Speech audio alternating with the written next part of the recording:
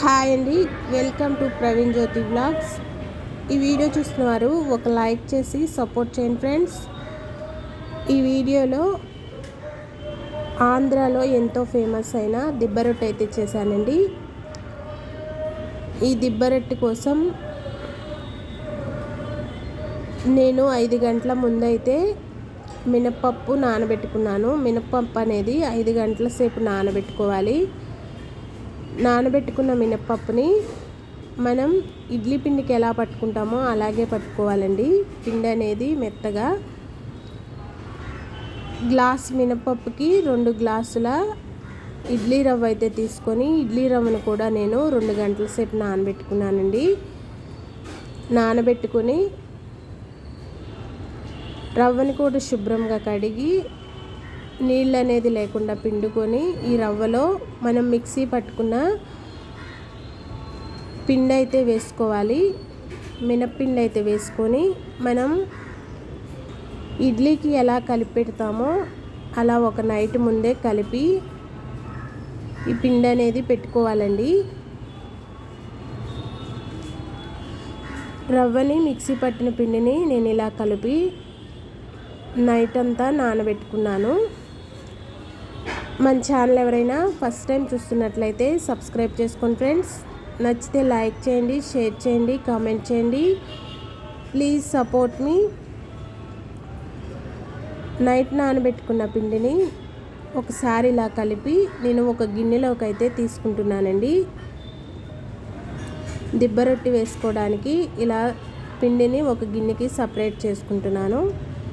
మనకి ఎంత కావాలో అంత తీసుకొని ఈ పిండిలోకి మన రుచికి సరిపడా సాల్ట్ వేసుకోవాలి. 1 స్పూన్ జీలకర్ర అయితే వేసుకున్నాను. వేసుకొని ఈ పిండిలో కలుపుకోవాలి. కలుపుకొని ఈ రొట్టె వేసుకోవడానికి మనకి మందపాటి కళాయి అయితే కావాలండి. వినప మూకుడైతే ఈ రొట్టె అనేది మంచిగా వస్తుంది. దిబ్బ రొట్టె అనేది లేకపోతే మందంగా ఉన్న దేనిలోనైనా వేయచ్చు. నేను దిబ్బరొట్టి వేసుకోవడానికి ఈ కళాయి అయితే తీసుకొని ఆయిల్ వేసుకొని స్టవ్ పై అయితే పెట్టుకుంటున్నానండి. ఇది కొద్దిసేపు వేడి చేసుకొని మనం కలిపెట్టిన పిండిని అయితే వేసి స్టవ్ అనేది లో ఫ్లేమ్లోకి పెట్టేయాలండి. మంట అనేది ఎక్కువ ఉంటే ఇది కింద మాడి ఈ దిబ్బరొట్టె అనేది మనకి పర్ఫెక్ట్గా అయితే రాదండి.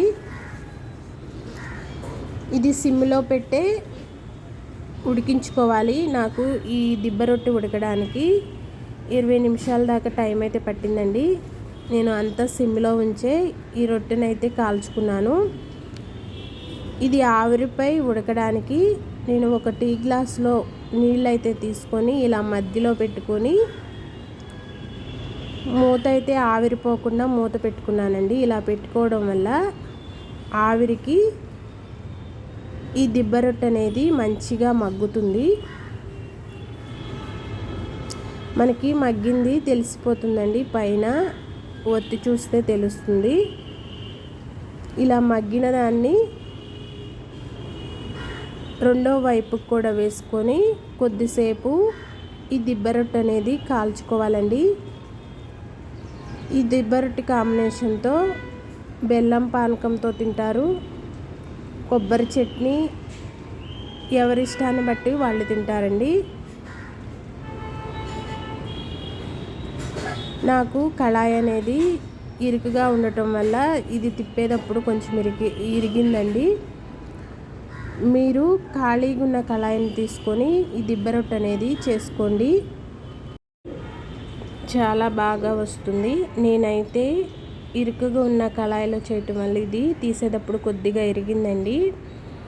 ఇది పిల్లలకి చేసి పెడితే చాలా హెల్దీ అండి. ఈ వీడియో అయితే ఇంతే ఫ్రెండ్స్. నచ్చితే ఒక లైక్ చేసి సపోర్ట్ చేయండి. ప్లీజ్ సబ్స్క్రైబ్ చేసుకోండి ఫ్రెండ్స్.